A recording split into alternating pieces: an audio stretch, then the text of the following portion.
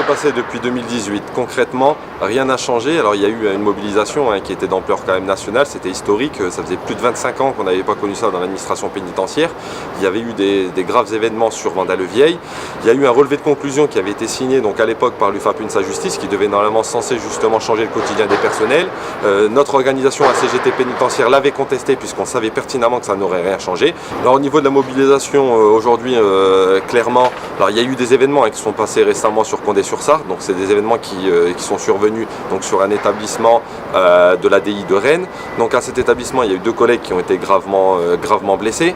Donc il y a eu un appel à mobilisation des organisations syndicales, dont la CGT pénitentiaire.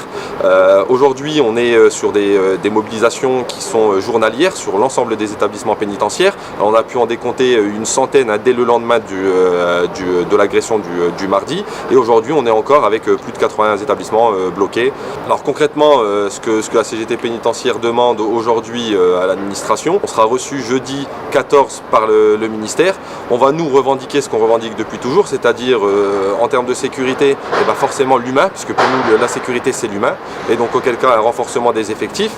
Deuxièmement, on va demander le changement du métier. Aujourd'hui, le surveillant est cantonné à ouvrir et fermer des portes. Pour nous, c'est plus possible. On demande que le surveillant soit un acteur incontournable de la détention, qui puisse participer aux différentes commissions pluridisciplinaires et donc impacter justement le parcours pénal de la personne détenue et donc reprendre toute sa place dans la réinsertion de la personne détenue, ce qui n'est plus le cas aujourd'hui.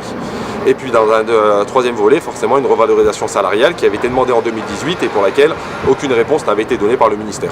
Alors écoutez, la suite pour l'instant, on a appelé à se mobiliser jusqu'à la rencontre prochaine de la ministre, donc le 14 mars.